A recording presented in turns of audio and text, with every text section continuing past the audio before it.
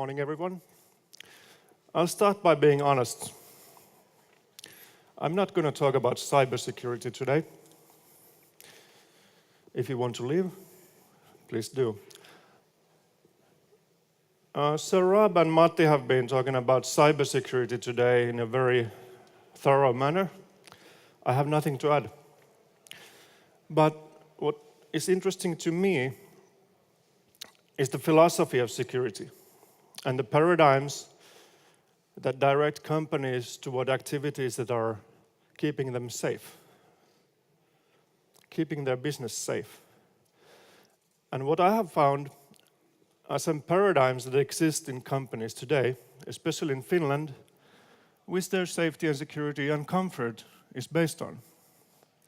And they are failing. So let's look at security in the business context.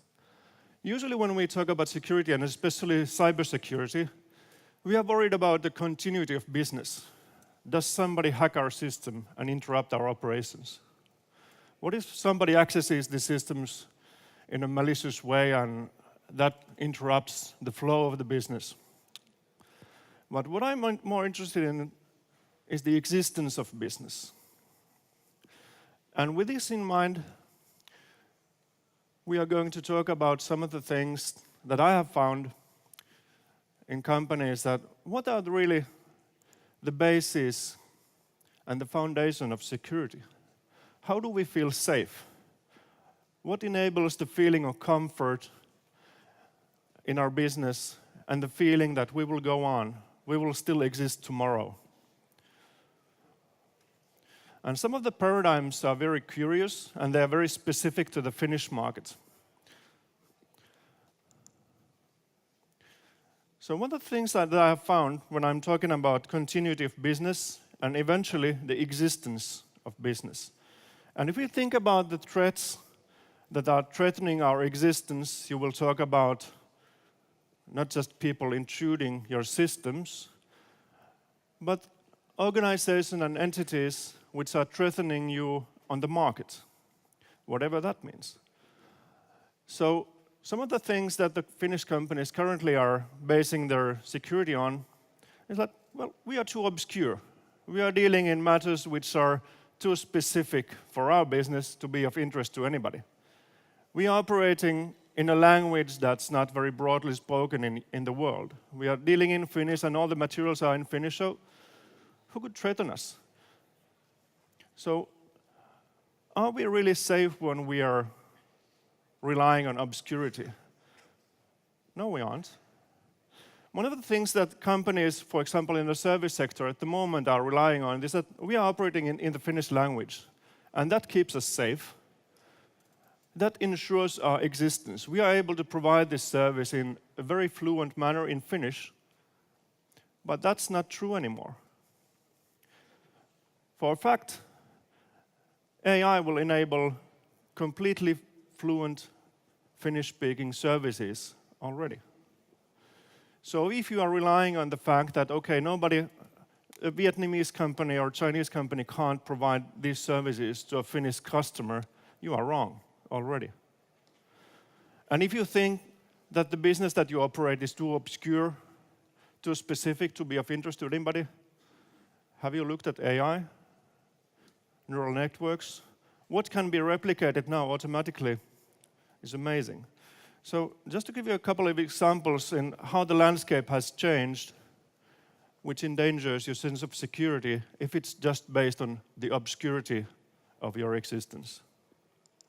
Another thing often heard here in Finland is that we are too remote. We are here on the borderlines of Europe, especially outside of the capital area. Companies like, okay, we are here in the rural areas of Finland, and we do our business here. Who's to threaten us here?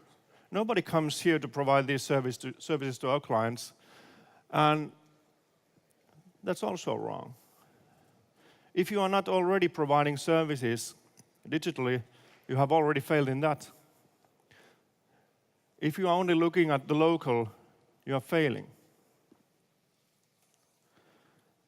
And this will lead to a realization that if you only look at security in ways that are keeping you safe, you will realize that actually one of the things that's keeping your existence threatened is the security itself. And one of the examples of this is that you think that regulation is there to keep your business safe. For example, when Uber entered the market, everybody was like, okay, we'll just regulate Uber out. But before that happened, they had already disrupted the market. And what do you know? A couple of years later, we changed the regulation. And if you know any taxi drivers who were driving taxis before the regulations changed, they hated it. They thought that regulation will keep our business safe, but it doesn't. Legislation and regulation changes. The interpretation of regulations and legislation changes. And it most likely doesn't keep you more safe if you're already on the market. Usually regulation changes when new players are coming to the market, and they will come. And you need to be aware of that. And finally, we built the wall. We built all these walls to keep our data and our systems safe so that nobody can access them. All our data is very safe. Even within our company, not all people can access our data and our systems. We built a wall.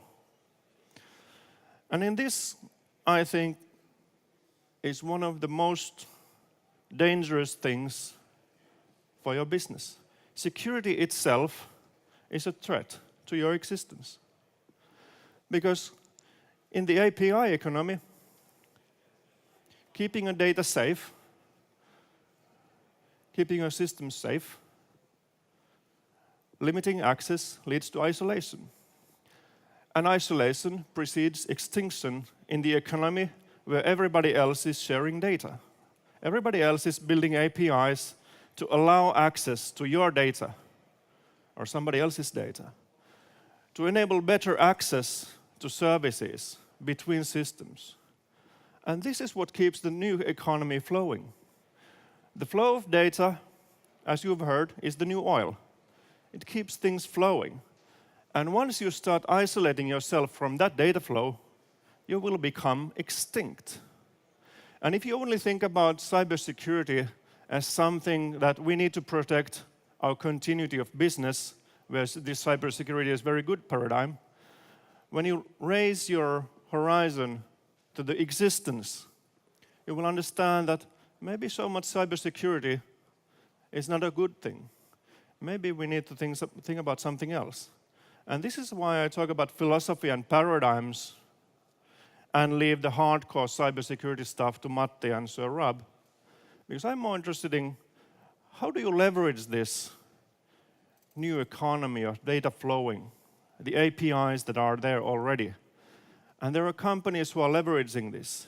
And when you start isolating yourself from that to all these ways that you can keep yourself secure, you will die. Your business will cease to exist. So what I'm saying, what are the new paradigms? What is the philosophy of survival and success in this new API data flow-driven economy? Counter that thought of making your business continuation secured. Matti and Sir Rob also spoke about thinking what's relevant to you. It doesn't make sense to build a safe and locate your business there. It will be very safe. Nobody is able to access your services and your data if you're in a safe, but you are also not able to do business. Nobody can access your services and data. So embracing risk, starting to observe what is there, participating in the flow of data through all these APIs, allowing access, knowing what's happening is better than not allowing access at all.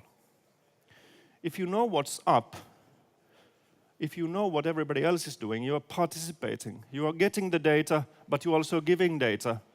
Allows you to gather intelligence for your business and leverage business insight. And business insight is everything in the API economy. It means that you're able to get access to everything on the market. It means that you need to be able to open up, but also by opening up, you will get access to what everybody else is having. And you are participating in the digital value chain instead of blocking yourself out of it. And that's survival. That leads to success. And finally, how do you direct your activities? So Rob, Matti also spoke about you have a budget for cybersecurity. Ditch that. You need a budget for something that keeps you safe, and all your activities need to be focused on one thing only. What's your budget about? It's about making yourself unique in a way that nobody can threaten you. You're not competing through obscurity, remoteness, or keeping yourself locked up in some safe where nobody can access you. You're out there. You are participating in the digital value chain. You're getting data. You're giving data out. How do you know that you are succeeding? You will know once you are doing something that nobody else is doing. Nobody can do what you do in the digital value chain, and that's how you win. Thank you.